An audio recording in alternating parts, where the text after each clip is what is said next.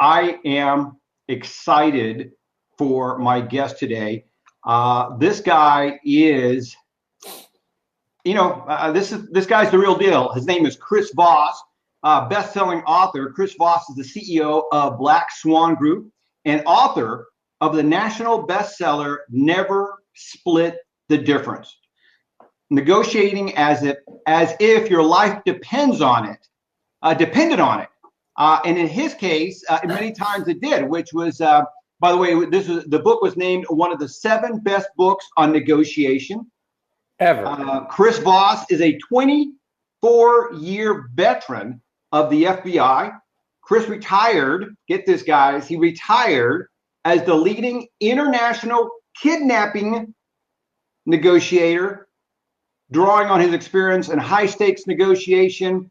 His company now specializes in solving business communication problems using his hostage negotiation solutions. Chris Voss, welcome to the show. Thank you very much. It's a pleasure to be here. Yeah, you know what? I'm excited. The stuff that you teach in your book is very different, I think, than what a lot of other people teach in their books. And probably because of all the experience you gained in your FBI years. That's probably why. All right.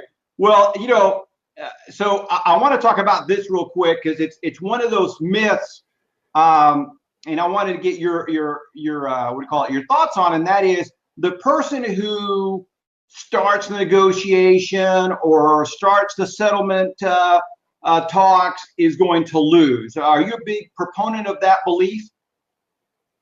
The person who starts is going to lose, or the person who what do you mean starts? Well, for instance, let's say that you and I are I don't know, let's say that we're negotiating a price. And the first person, let's say I'm the first person to you say no to me. Hey, Bert, the price is too high. Well, Chris, I can go ahead and give you a 10% discount or, something like that. So the person who starts I guess, lack of negotiation, for lack of better terms, the negotiation or opens the negotiation first, is he at or is she at a less powerful place? All right, so you rolled a whole bunch of things in there all together at the same time. All right. You seem to be alluding to the person who names price first. Okay, yeah. But you also talked about the person who concedes first. So the most dangerous negotiation is the one you don't know you're in. All right. Yeah, that's true. So whatever you're describing as a negotiation probably started a long time sooner than what you're thinking the negotiation started. It sounds to me almost like you're defining the term negotiation to haggling. Yes. Haggling over price. Right. Now, that's a subset. One of the things that we teach people to do is how to negotiate without haggling, how to negotiate without bargaining. Can you negotiate without bargaining? Do it all the time.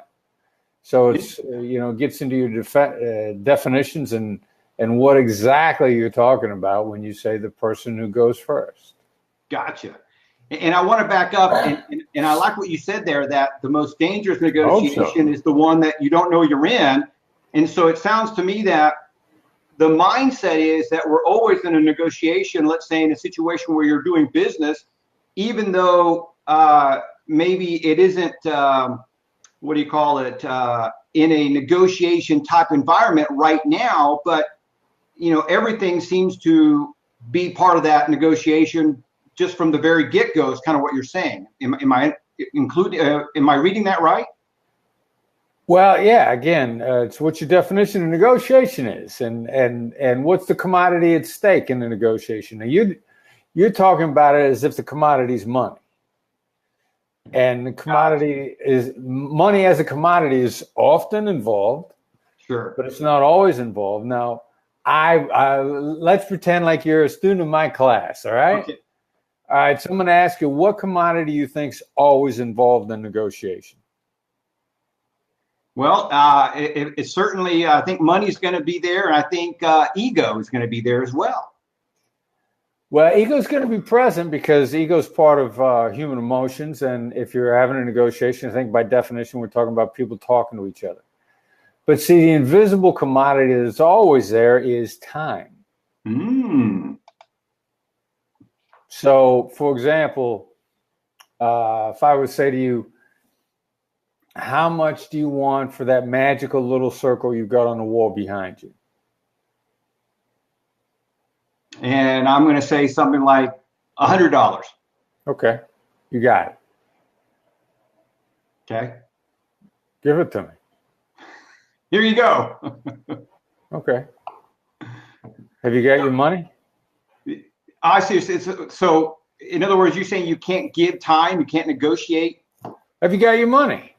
No, I didn't get my money. No, you thought you had a deal. I mean, that's a trap that a lot of people fall into on a regular basis. Now, I didn't trick you because you weren't ready for it or because you're inexperienced. You know, Carl Icahn is famous for killing people with this concept.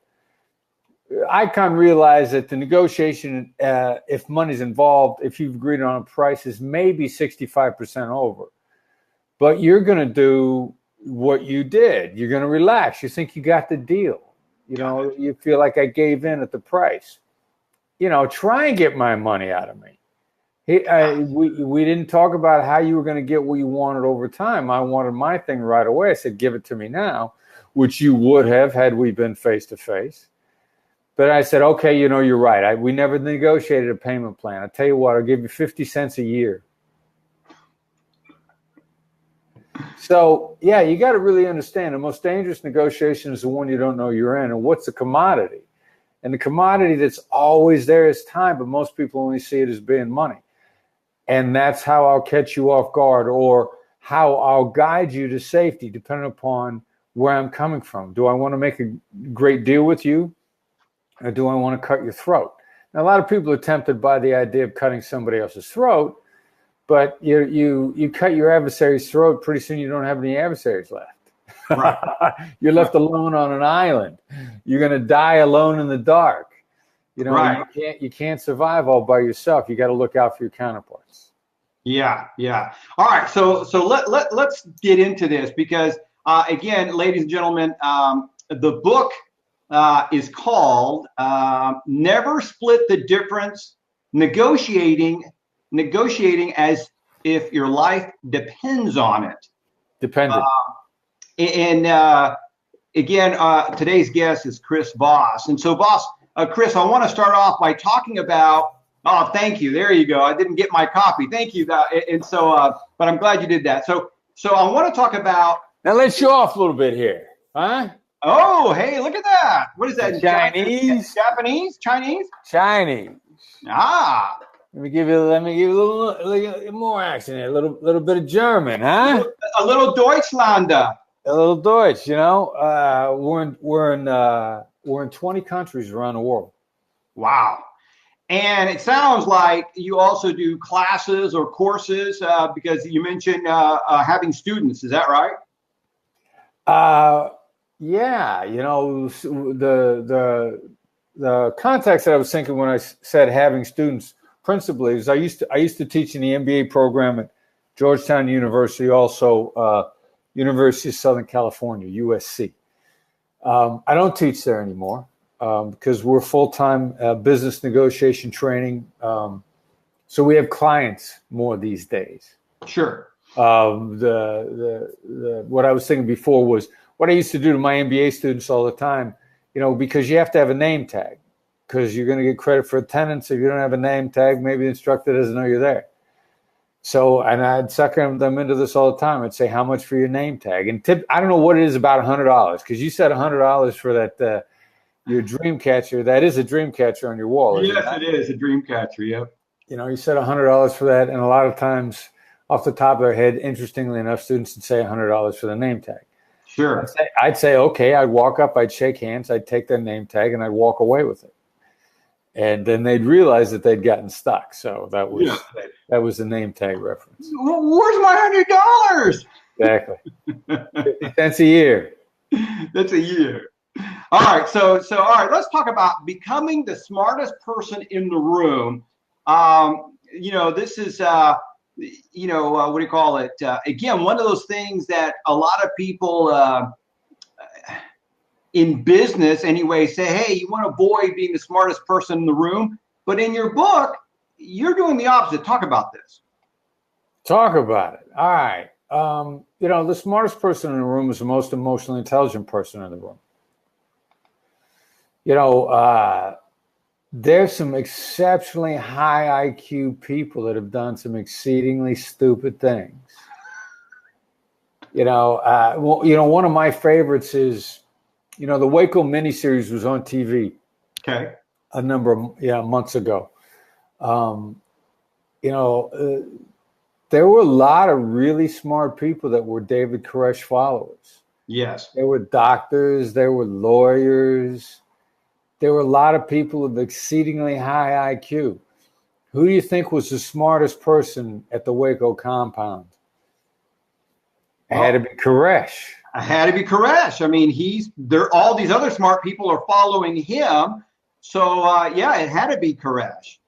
The most emotionally intelligent guy there. Yes. That's how to be the smartest person in the room. Let's take it a step further because I think there's a great analogy here. Daniel Goleman invented the phrase emotional intelligence. And his last book, Focus, which I think came out maybe not that long ago, very good book. I wish I could tell you what year it came out. Okay. Anyway, he says there's three kinds of empathy. One of those types of empathy is called cognitive empathy. And you know who he says is best at cognitive empathy? No. Well, it was David Koresh. David Koresh was a sociopath. Sociopaths are best at it. Empathy is probably the most influential human communication tool on a planet, as long as you don't mix it up with sympathy. Goleman would call it cognitive empathy. In my book, we call it tactical empathy. It's a mercenary's empathy. Gotcha. Why do sociopaths use it? Because it works. Not only because it works, but are sociopaths known for their hard work and diligence? No, they're lazy. So it's the most effective tool of influence. It's the easiest to apply once you understand it. And because they're lazy, they don't want to be running after their followers all the time, continuing to influence them. It's the most sustainable and the most durable form of influence. Trust-based influence is the best kind of influence out there. It's quickest, it's most effective, it's the most durable. And that's why people who are sociopathic, like David Koresh, have a tendency to be able to completely influence, if not guide, control, and manipulate, high IQ people. So to be the smartest person in the room is to be the most emotionally intelligent person in the room, not the highest IQ guy. Highest IQ guys are easily led because they think they're so smart they can't imagine you're influencing them because they're so smart. Right. Yeah, I love that. That is so interesting to me. So empathy is the most effective tool. And so there's cognitive empathy, there's tactical empathy that you talked about in the book, and you said there was a third one? Well, let's say cognitive empathy and tactical empathy are the same thing. Okay. I mean, Goleman also talks about emotional empathy, where you feel what people feel and you start to share things. And, that's just, I'm sure he could explain why he wants to further subdivide it like that. My brothers and sisters at Harvard would not define it that way. Their version of empathy Goleman would call cognitive empathy. It's just understanding where the other person's coming from does not mean you agree at all. Right. A lot of people pay lip service to that and they'll say, of course. All right, so whatever your political affiliation is these days, and we tend to be widely divided, are Republicans going to say they have empathy for Democrats, or Democrats, will the people on the left say they have empathy for people on the far right? Well, if understanding is not agreement, why can't you have empathy? Right. And it sounds to me that maybe they should develop some of this empathy so they can better understand where these people are coming from. Correct. What's a powerful tool of influence? I mean, sociopaths choose it because it's the most powerful tool of influence out there. If you want to get people to change their mind, if you want to get people to follow you, if you want to have just insane amounts of influence with people, yeah, that's the only reason to develop empathy, for no other reason. Right. Yeah. Well, and what's interesting too is, so obviously you're using the sociopath as an extreme example, but again, I think that if you're an effective leader, again, this is going to be a tool that you're going to want to be able to master. If you want to be a better parent, a more effective parent, this is a tool that you're going to want to master, because, looking back at my favorite teachers, parental, figures and stuff like that. These are the people that had empathy. They knew where I was coming from. And that's why on some level I looked up to them or connected them or followed with them, because they kind of understood me. It makes a huge difference. The feeling of being understood may be the most underrated tool of influence out there. We saw everybody wants to beat people to death with arguments, logic, and reasoning. The feeling of being understood is just incredibly powerful.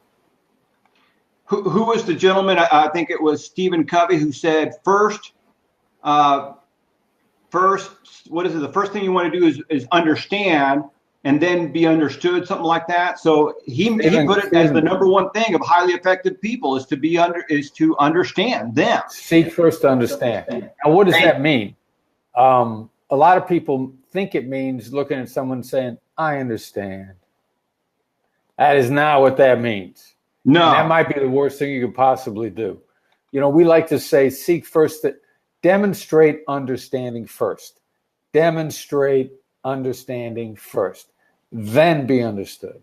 Yeah, and I like that, because that's a deeper level when you what do you call it? Categorize it like that. First, how did you say it? First, demonstrate that you understand. That's a different level, and it really clarifies it. I think that's that is unbelievably difficult to do. So, in your experience, how can you demonstrate that you understand what somebody is going through? Again, not just in a business setting, but you've dealt with some life or death settings. That's a great question. How do you do it? Here's how you do it. And all this sort of derives from Carl Rogers, an American psychologist from the 1970s. Okay. And Rogers said, summarize the other person's thoughts and feelings for them. That's kind of it. Okay. Now, that's a lot harder than it sounds. And actually, the really hard part of it is summarize the stuff that you don't like. Summarize the stuff that you disagree with. That's the real key. I mean, Republicans are real good at summarizing what other Republicans say. But they'd probably rather have their fingernails pulled out than to summarize what a Democrat would say. And vice versa. Bill Maher, talk show host. Yes. Would he summarize what the Republicans are saying? I give him a lot of credit. He has Republicans on his show all the time, number one. And I didn't appreciate this till he pointed it out. First of all, he congratulated the Republicans for coming on, because he said no Democrat will ever go on a Republican show. None of the liberals have the backbone to go into a hostile camp. So he'd say, congratulations for having the courage to come on. I got to admit, Maher's willingness to have these guys on at all, right, is a courageous thing also. So that's kind of a two-way street. I agree with very little of what he says, but I admire his approach in a lot of ways. But would Bill Maher ever summarize what Donald Trump has to say? Probably not. You'd only want to disagree with it. Right. So that's what's really hard about this. I mean, summarizing the other side's perspective is not agreeing with them, but most of us are really scared to do this. Yeah, and I like what you said about summarizing even the stuff that you don't like or don't agree with, because that's really what's going to set you apart from everybody else. Because most people would like to say, hey, Chris, I understand where you're coming from, and I agree with this, that, and the other thing. but what I don't agree with is this or that. Exactly. And that is not the sequence that Covey told us to do, is it? No. I mean, it's amazing to me whether, you are in a family setting or in a gang, when somebody feels accepted and understood, they follow that leadership everywhere. Yeah. Yep, they really do, and we see that in front of us all the time, and people just don't appreciate it. It's there always, and nobody wants to follow that lead. Yeah, and I think part of that is it's either it's too hard and too simple at the same time, because understanding where somebody's coming from, what's the point? I mean, that can't be it. But the reality is, it's hard to do. It's really interesting because that's exactly how people react to it on a regular basis. This is too simple. I don't understand where it's going to go. I don't see how it's going to get me anywhere. And I think that's the primary thing that stops people from doing it. Yeah. And of course, I've had the gift and the pleasure of raising 5 kids, and anytime that any of my kids were just either shutting down or they were, you could tell that something was bothering them, when mom or dad sat down with them and we understood where they were coming from, you could feel the tension in the entire house just dissipate. And not that we necessarily agreed, or maybe we couldn't help or condone, but at least we understood, and we were able to, let them vent and give them an ear and stuff like that. So it makes a huge difference. All right, so let's talk about this. Because again, one of the things that I appreciate about your book is that I'm constantly thinking, this guy is negotiating with some psychopath. He's negotiating with some killers. And one of the things in your book that you talk about is developing rapport quickly. So, rapport is a very important tool. How do you go about developing rapport quickly? Talk about this. Yeah, well, it's the application of empathy. I mean, it's ridiculously fast to start to articulate where the other side is coming from. To be able to say to the other side, you feel betrayed by this. It's been frustrating for you. You've been working at this for a really long time.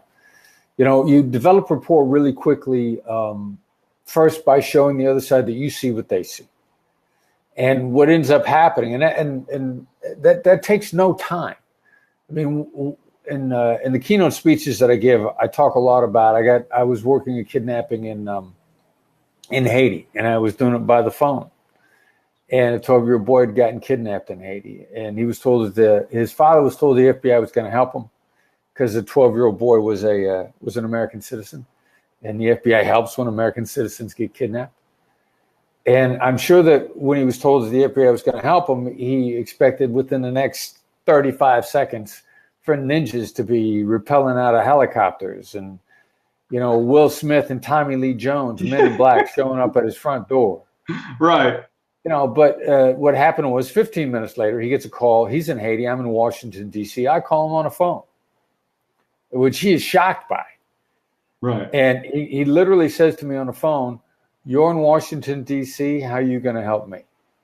Yeah, I mean, I think that's a natural response. That's what I'd be asking you. Okay, so Mr. FBI guy, you're over there. I'm over here. How are you going to help me? So yeah, walk us through this. This is amazing. Yeah, and he didn't say, "How are you going to help me?" as if he was genuinely curious. He said, "How you going to help me?" Now, with that tone of voice and that kind of delivery, I would ask you, how long do you think it's going to be before this guy hangs up on the phone with me? Yeah, it's going to be, I would think it would be, seconds. You have literally seconds. 7 to 10 seconds, which interestingly enough is exactly the same amount of time that we all have to make a first impression. Interesting. So, and then in my talk and with you now, I'll walk you through. All right, so how do I answer this guy's question?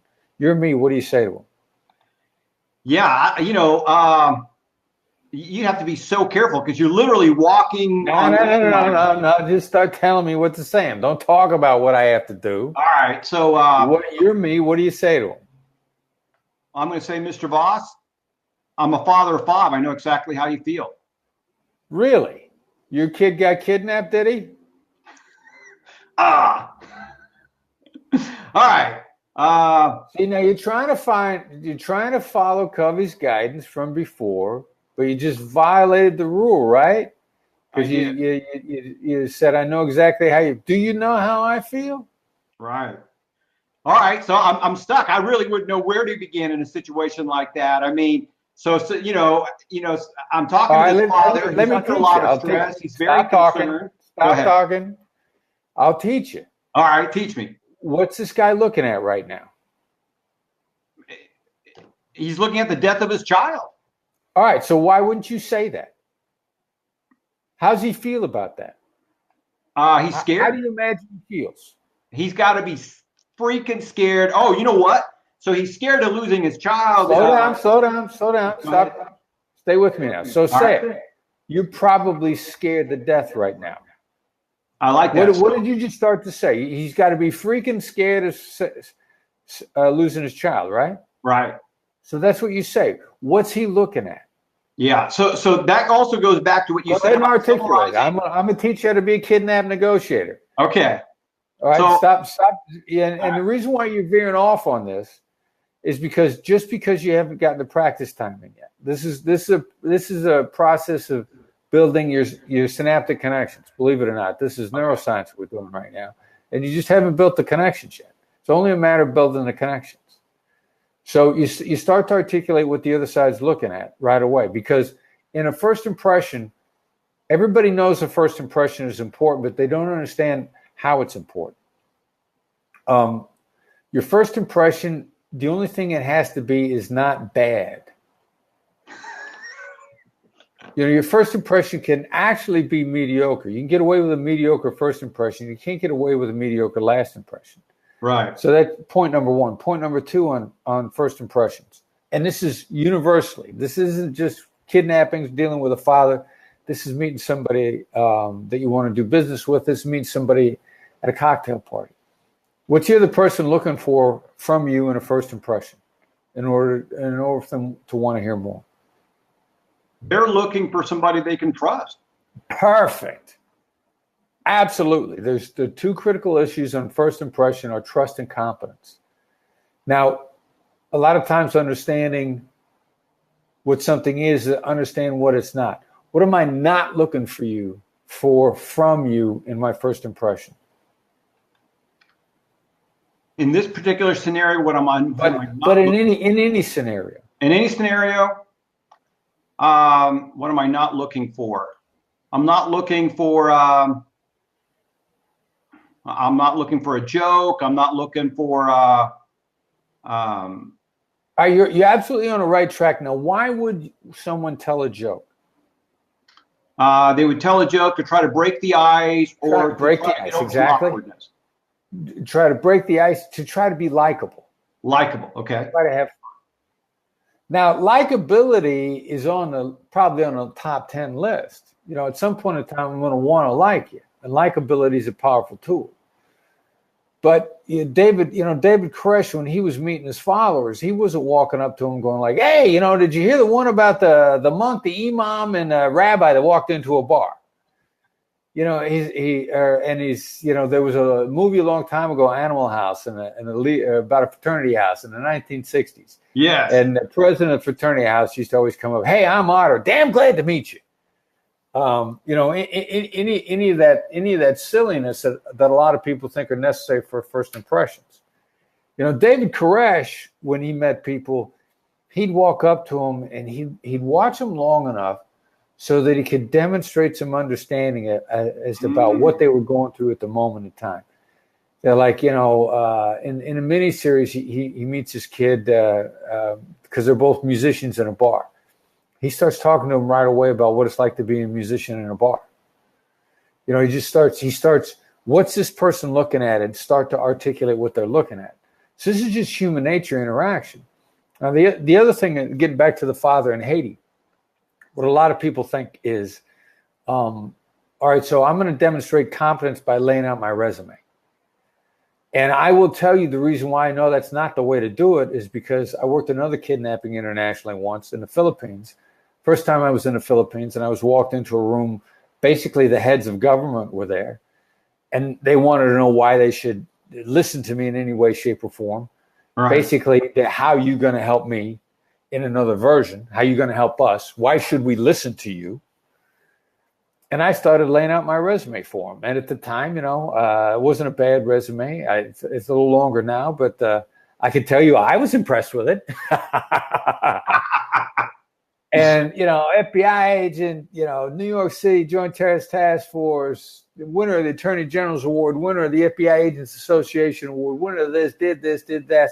And I got to tell you something. They should have yawned in my face. I mean, they could not have been more bored.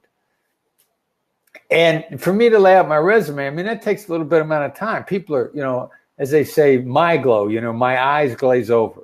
Right. If we didn't have the cell phones that we have as much back then, but if they'd have had iPhones, they'd have been checking their social media on their iPhone while I was laying out the resume that I was the only person in the room impressed with. Right. Now I'm trying to demonstrate competence by that. But, if your resume demonstrated competence, then you'd never lose a job. No one would ever lose a job. And everyone would perform in their jobs. So your resume only correlates loosely with if you know what's going on. What I did with this Haitian father was I laid out the environment to him. I said, here's what's going on with kidnappings in Haiti right now.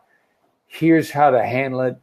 Here's what doesn't make sense, but it's the fact of the matter anyway. And I said, and today is Friday, and Haitian kidnappers love to party on Saturday night. No, today's Thursday, and Haitian kidnappers love to party on Saturday night. So there's a really good chance if we take the right approach, we'll have you sent out by late into the day Friday, early Saturday morning. And the father, and what I said to him was slightly different than that, but when I laid out the environment to him, the father said to me, tell me what you want me to do. Now, the amount of time it took to me to explain the environment took less time than it took for me to lay out my resume. Sure. But most people don't realize that. But what's interesting there, too, and I think we've all experienced this, when somebody is giving you their resume, my response is like, well, why do I care? I mean, none of that really matters, as opposed to what you did with the father, which is, hey, I know, you're freaking scared right now. Let me tell you what's happening in Haiti right now. And then you were able to lay out a plan and say, hey, these guys like to party. No? All right. Interesting enough, me saying that these guys like to party is not laying out a plan. Okay. Well, all right. But at least you understood what their mindset, and you were able to say, hey, we have a good chance of getting them home by Friday afternoon or late Friday, because you understood the kidnappers and you understood what's happening in Haiti. And that would give me trust as a father that this guy at least knows what's happening where I'm at right now. Right. Lay out the environment and lay out an insight, any insight. Now, I will tell you that I probably could have brought him across to cooperation without even laying out that insight. Because the first question everybody has, especially in a business interaction, potential client, potential counterpart, potential customer, the customer is saying to themselves, do you see what I see? Do I have to explain my challenges to you? Because I don't know that I got time to lay this out. Because if you don't see it, you might not understand it anyway. So as soon as you begin to lay out what somebody's looking at, there's tremendous relief for the other person, because their first issue is, do I got to explain this to you? It's just been taken care of. Yeah. Interestingly enough, Chris, listening to you right now reminded me of how frustrating it is talking to a customer service rep who doesn't understand, who is just following a script and can't deviate. And so hey, I got to talk to a supervisor. Well, and so you finally get a supervisor, and that supervisor, because of time, experience, and training, understands, and in 2 seconds resolves your problem that the first line customer service rep couldn't understand, couldn't resolve, whatever the deal was, right? So I love this idea of understanding how massively important it is. You know, you make a really interesting point as well, too, that I hadn't thought of that much. And it's as much as we love being misunderstood or being understood, we're equally driven crazy when we're misunderstood. Yes. Because you just said, I hate it when a customer service person doesn't understand me. I mean, that probably sticks out in your mind.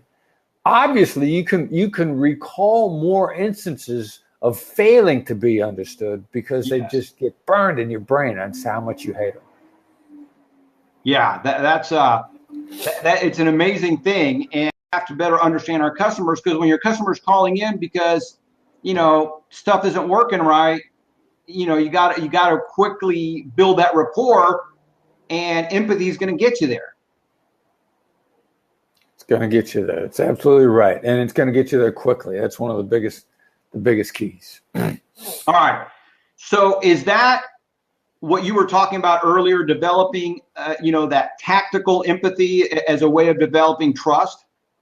Yeah, and the reason we call it tactical empathy is we just know too much about how the brain works. When empathy was first invented, or really it was invented a long time ago, but really brought into use in the 70s, again, by Carl Rogers, we couldn't see inside the brain. I mean, we can see inside the brain now. We can run communication experiments, and we can watch the chemical changes, the electrical changes in the different regions of the brain. We know how it works. We know that what hostage negotiators stumbled over back in the 1970s actually causes chemical changes in the brain. Wow. We know what those chemical changes are, and we know what happens to people's thinking. And since we know, then now let's be tactical in its application. That's why we call it tactical empathy. I love that. All right. So let's talk about this other, in the book, again, ladies and gentlemen, if you want to hold it up again, that would be great. But the book is Never Split the Difference, Negotiating as If Your Life Depended on it. By Chris Voss. Here's from my Spanish speakers. It's in Spanish also, all right? Qué bueno. I love it. All right, so in the book, you talk about beware of yes, master the no. Talk about this, being aware of the yes, master the no. I mean, yes is a trap. We're all wary of yes. I mean, you get a call, the phone rings, you pick up the line, and a person, even if it's somebody you know and like, and they say, have you got a few minutes to talk? What's your gut reaction to that? Yeah, if it's somebody I know, like, and trust, and they called me up, I would still be a little weary, depending on how your tonality was, right? Yeah, Chris, what do you got? That's exactly the answer. That's a guarded answer. Yeah. Yes causes people to raise, when somebody's trying to get you to say yes, it causes you to raise your guard. And even in a circumstance when it's somebody you know and trust, you're leery. Now, that was an innocent question. Would you like to make more money? Would you like to have more free time? Would you like to live in the house of your dreams for the rest of your life? Would you like to work 4 hours a week? Tim Ferriss's original book, the 4-hour work week. Would you like to work 4 hours a week? It doesn't matter what that question is. Yes causes people to be leery every single time I ask you a question where the answer is yes. I was trying to get rid of I was thinking about getting rid of this expensive shirt that I had. And before I got rid of it, I wore it one day, and my girlfriend says, "Oh, I really like that shirt." So I'm like, all right, well, I guess I'm not getting rid of it. Here's a person whose opinion on this makes the most difference to me. But to me, I get the shirt on, like, I don't get it. This doesn't look that great.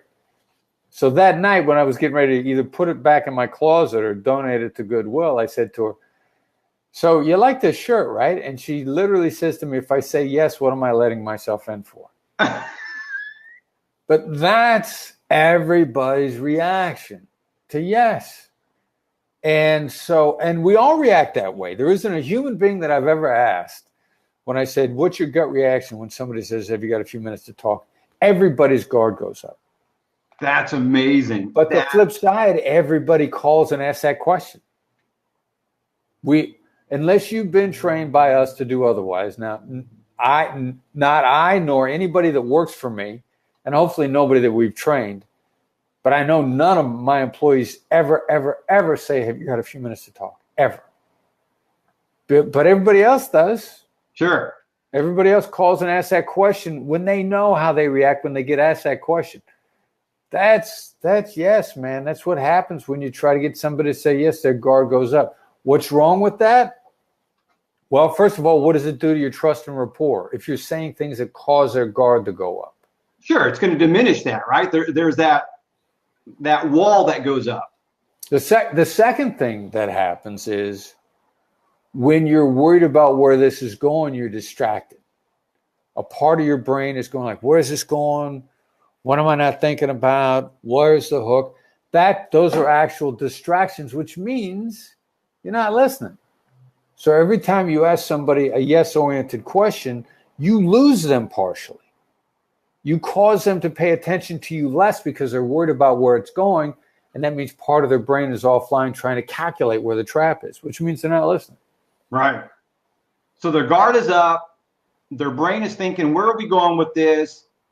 As your girlfriend said, if I say yes to this, what am I getting myself into, right?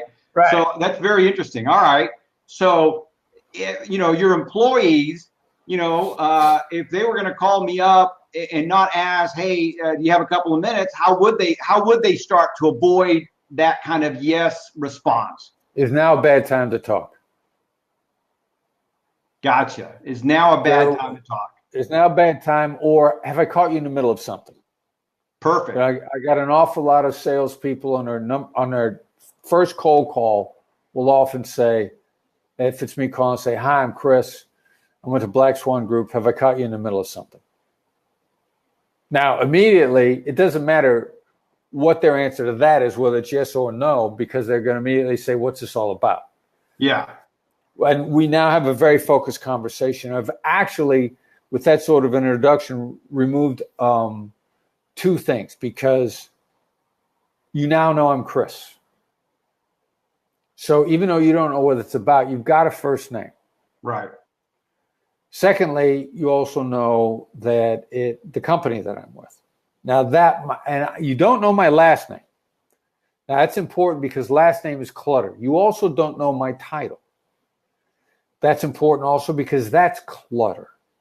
There's only two pieces of information I want you to know. I want you to know that my name is Chris, the company that I'm from, and you can say no at any time.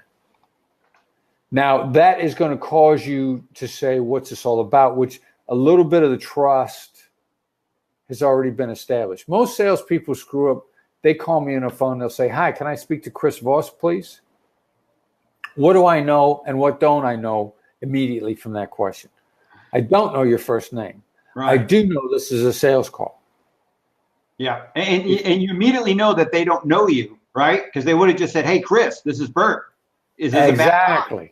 Exactly. Yeah. And nobody that knows me says, can I speak to Chris Voss, please? Yeah. Now, this is also really stupid to do because the person that called knows it's my number. And in today's day and age, what are we more attached to but our cell phones? Right. So who's walking around answering your phone on your behalf? Nobody is. Right. But so many salespeople do this, and they're also hiding the fact that it's a sales call. So if you're hiding the purpose of your call from me, what does that do to my trust? It blows. How can I trust somebody who's hiding it, who's hiding their agenda? Right. It's insane how bad that is, and it's also insane how many people do it on a daily basis. Sure.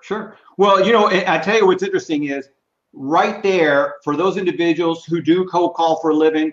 If you take this to heart, you'll probably double or triple or quadruple your numbers. You'll probably have a lot less stress because you're going to connect much faster with those individuals that you're calling. I mean, just as, I'm always a big believer that I just assume that whoever answers the phone is the person I'm looking for and go from there. But yeah, when you start, hey, is this Bert Martinez? You don't know me, and nobody talks like that unless they're trying to sell me something. Right. So that's very. I don't even mind if you're trying to sell me something as long as you don't try to hide it from me. Yes. Let me know what it is as quickly as possible. Let's get down to it. Yeah. What is this about? What do you got? If you start by trying to hide it from me, I don't know that, you're losing trust in a rapid way already. Absolutely. All right. So let's talk about this. Again, in your book, you talk about getting permission to persuade. So I want to talk about this because I just love this idea of getting permission to persuade them. And so I just thought that was kind of a neat, almost lyrative type of title there, permission to persuade. Talk about this. Well, that's really the demonstration of understanding. And it's coupled with being deferential. I mean, there's great power in deference. It's amazing what you can get away with saying and who you can say it to with deference. And one of our criteria for great negotiation skill is, does it work on everybody? Does it have a 360-degree application? And deference is one of those things. Now, a lot of people want to be in control and want to take command. Well, what does that do? That knocks you out of it doesn't allow you to negotiate with your boss. Because you can't be in command with your boss. You're going to get fired. Right. It also doesn't allow you to negotiate with someone who's not interested in being commanded at. So even if you think you have leverage, if they're not willing to recognize your leverage, you're out of the ballgame with them also. I want to have the upper hand in the negotiation, and it's most easily gained with deference. So if I approach you with deference, respect, and understanding, you're going to give me permission to proceed. I like that. You know what? And it's interesting because I think when you see somebody who's coming, I don't want to use the word at you, but is delivering or is trying to meet you with, as you said, respect and humility, it increases likability. Your guard goes down a little bit, and I think that right there is a huge again, another big tool. Exactly. It's emotionally intelligent, isn't it? It's emotional intelligence we were talking about before. Yeah, so that would be amazing. And so going back to the Haitian kidnapping, did you get on the phone with the kidnappers and kind of go through these different steps where you delivered, with deference and respect and stuff like that? Well, we coached it, but what I was when I was working international kidnappings was I was an international negotiation coach. So I would always coach someone. I would coach a family member. I would coach a friend. I would coach a coworker. There's a lot of strategic advantages for doing that. There's a lot of emotional intelligence advantages for doing that. So I coached the father in the negotiation. I coached a brother in the Philippines. I coached a coworker in Iraq.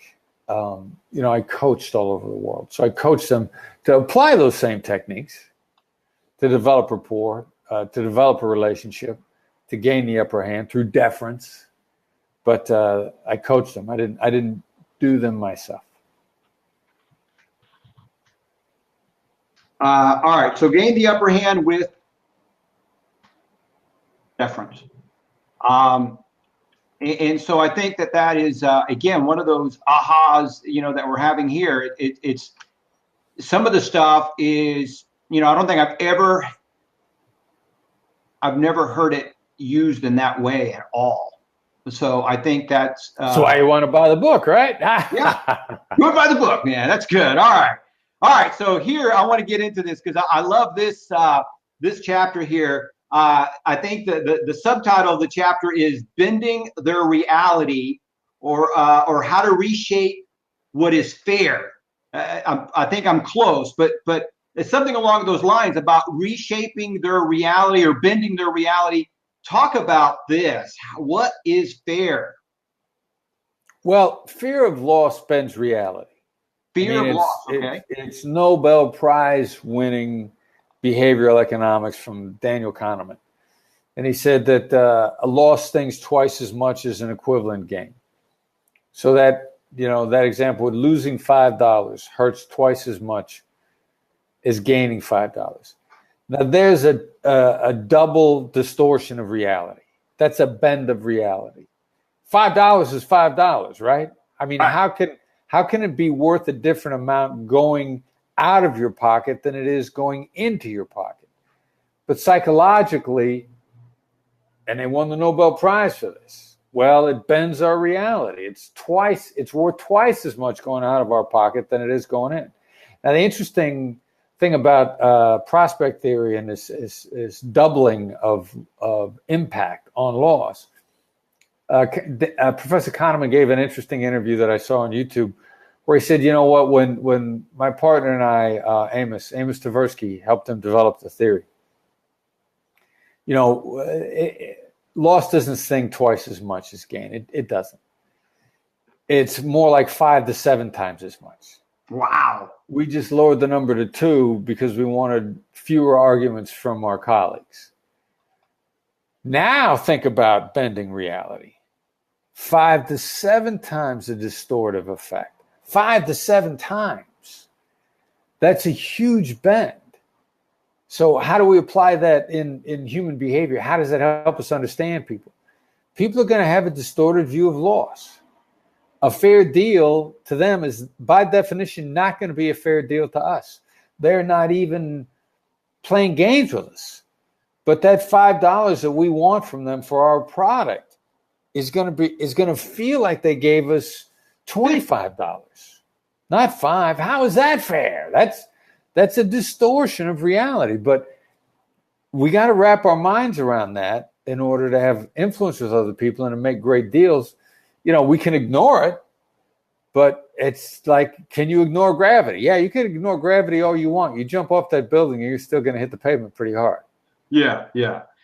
But, I what I learned from this is if you are asking for $5 from somebody, you better be delivering $25 worth of value. Exactly. And if you're asking for $1,000, it better be $5,000 worth of value. It's amazing to me how how that what's the phrase? Fear of loss bends reality. Bends reality.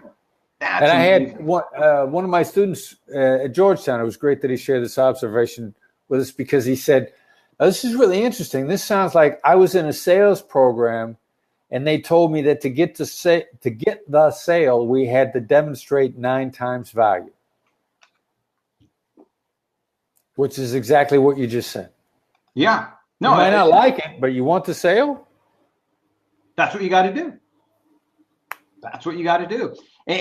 But again, it goes to show you as humans, why we're so messed up, because $5 is $5. Unless I'm losing it, then it's worth $25. Right. Or then it gets even a little more bizarre. And I'll give you an example. We were working on a deal for a Middle Eastern contract. And if we got the deal, we didn't know the exact dollar amount. But I told somebody I was trying to get to make an introduction so we could get the deal. I said, well, I don't know how much this is going to be worth, but I know the last contract that went out on this was worth $8 million. And if this guy helped us make the deal, I was offering him a finder's fee of 10%. And I remember at the time he said, wow, $800,000 would make a big difference in my family's future. Sure. And when he said that, I thought, so all the people I got to have involved in this $8 million deal, it's not just me. It's going to need to be 3 companies. in probably 25 to 30 people. And through the course of a year, I'll be lucky if I net personally $500,000. That'd be a lot when this is all gets cut up. And I remember at the time thinking, I'm going to work for a year and I'm going to get $500,000.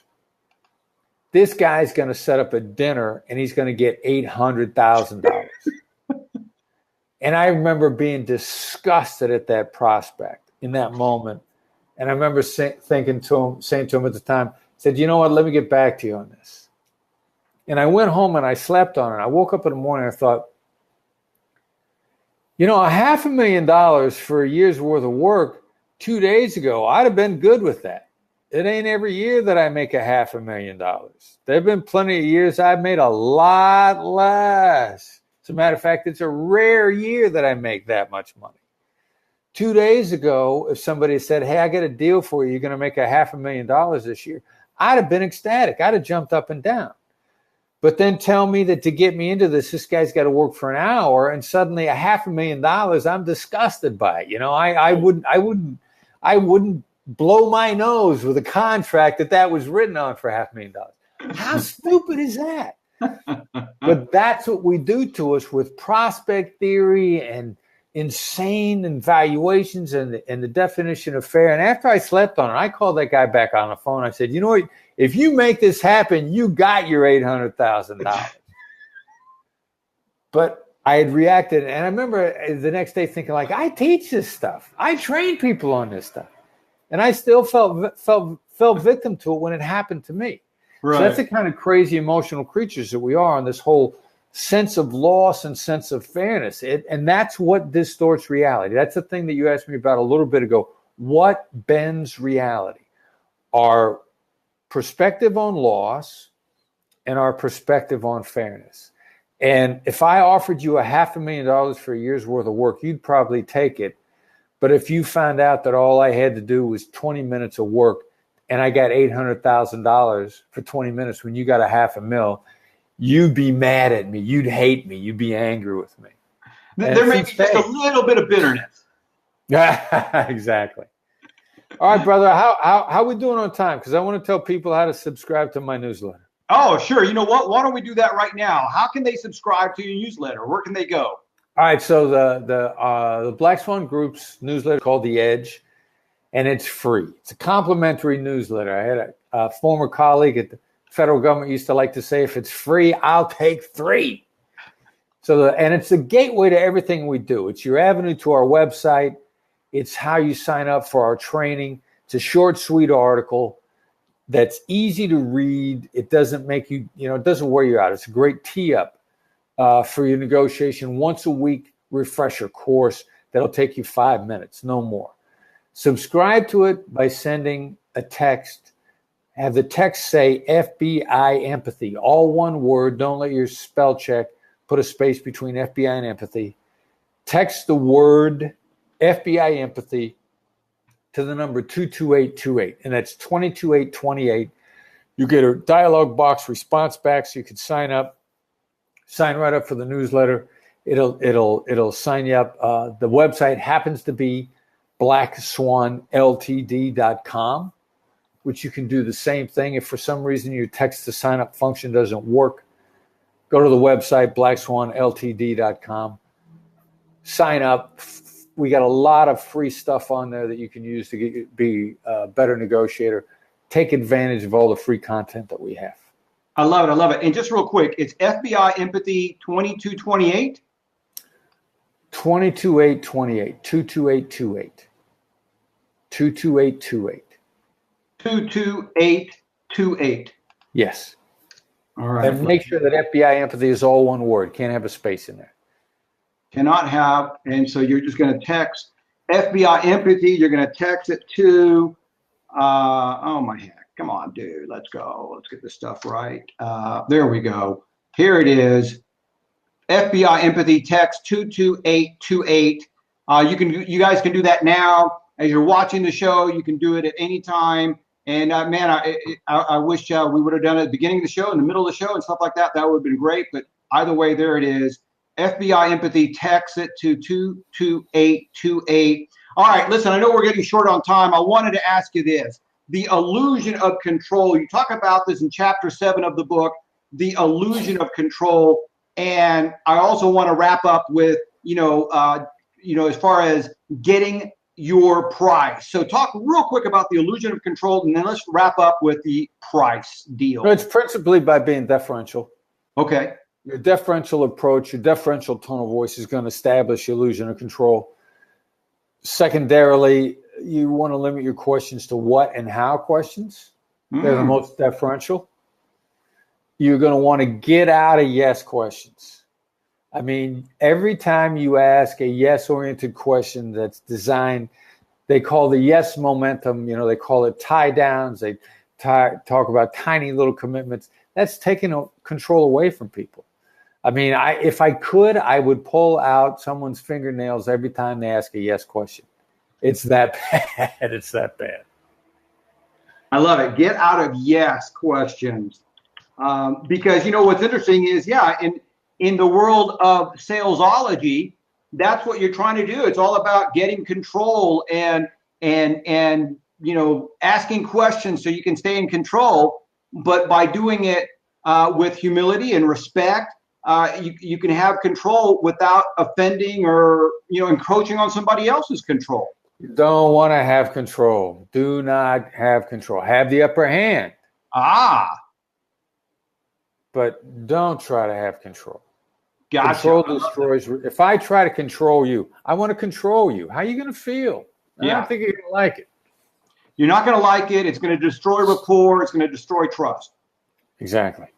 All right. How can I get my price? Let's talk about how to get your price. It's really, what's it going to cost somebody to not give you your price? I mean, if you're delivering a good or service anyway, your price is a bargain. You should be a business person that over delivers, that under promises and over delivers. I like that. Now, if that's what you actually do, then your full price is worth it. Now, if you don't over deliver, if you over promise and you under deliver, then you got no business getting your price because your product's not worth it. So the first issue is your product really worth its price? And then if it is, help the other person understand what's going to cost them to not use it. Because what's it going to cost them? That's that fear of loss that we were talking about before. That's that distortion of reality. That's how you make the sale. It's not what you're going to gain if you buy my product. It's what you're going to lose if you don't. And that's how you get your price. I love that.